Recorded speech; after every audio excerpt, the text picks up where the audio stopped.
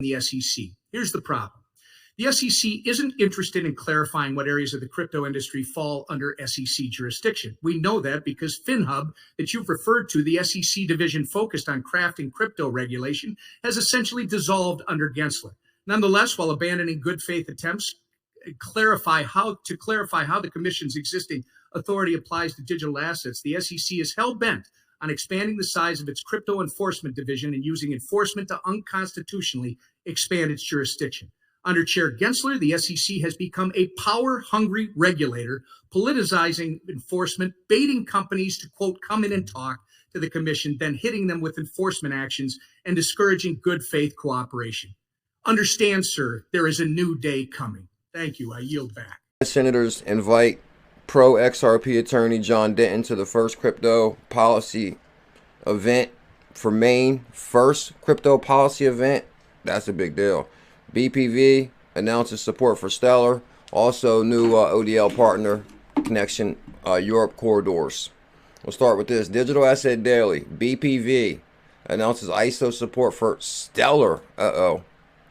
Blockchain consulting and software service firm has completed the development and support for ISO 20022 on the Stellar blockchain. Its benefit and purpose.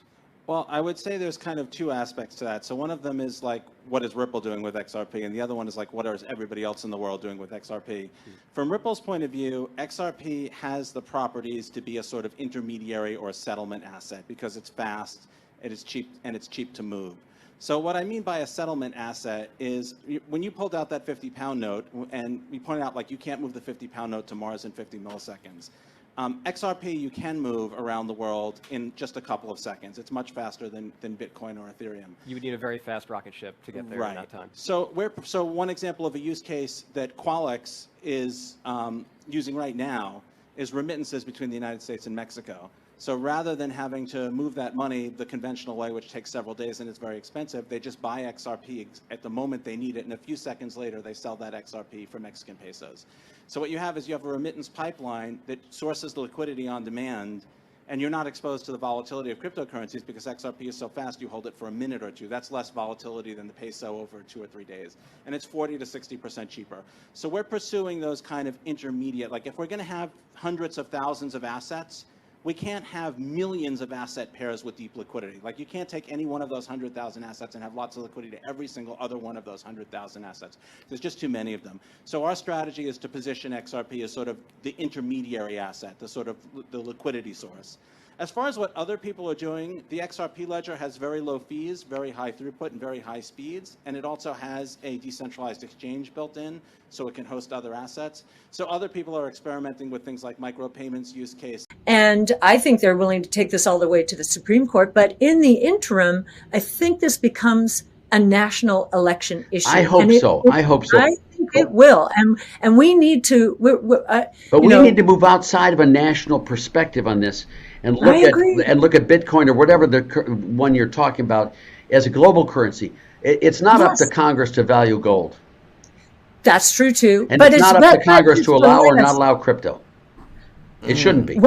He said it's not up to Congress to allow or not allow crypto. He's ready. He's serious. Well, okay, that's a very interesting idea. What you got to say about that, Kathy? I like how you're pushing the conversation here because Kathy, he just blew Kathy's mind. She's like flabbergasted. Get him again. I'm kind of I'm not blindsided, but kind of shocked. Not everything should be voted on. Tell her. Right. Okay. So let's think about this. It's like time to teach the student. It's time for her to learn something. It's like that's her sensei.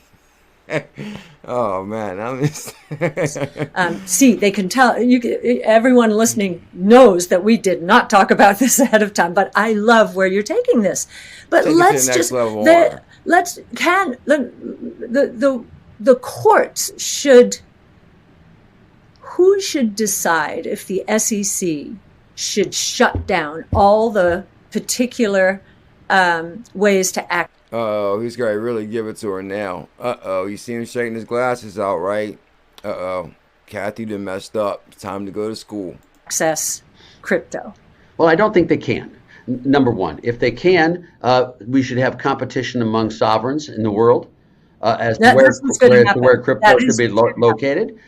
We should have all sorts of other things there, but the government should not determine what the price of wheat is. It shouldn't determine. But it's been all done with paper currency and gold. Paper currency and gold. This is what I was saying about the executive order last night that we reviewed, how they reference money as paper currency, fiat.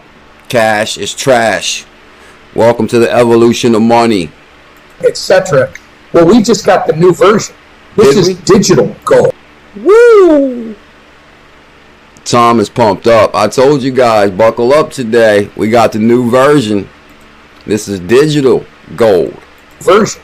This is digital gold, right? This is the same concepts. It's for value. People are going to assign it value and use it as a medium of exchange.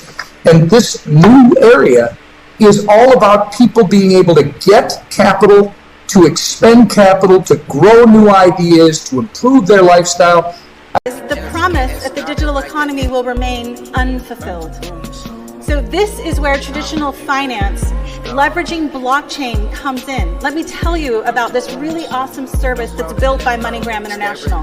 MoneyGram, one of the most traditional financial companies that exists in the US, developed an integration with Stellar, an open source public blockchain network, to provide people cash to crypto on and off ramps. With these ramps, people can go to a participating MoneyGram. You can go to one right down here in San Francisco and convert your cash into Stellar USDC. USDC is a stablecoin. It's not a volatile cryptocurrency. When you're sending payments, you want to use a true stablecoin, one-to-one backed with fiat, sitting in an insured financial institution. So they can convert that immediately into USDC held in their digital wallets. Within literally a minute and a half, you can do this throughout the entire, you can do the whole process in that time period.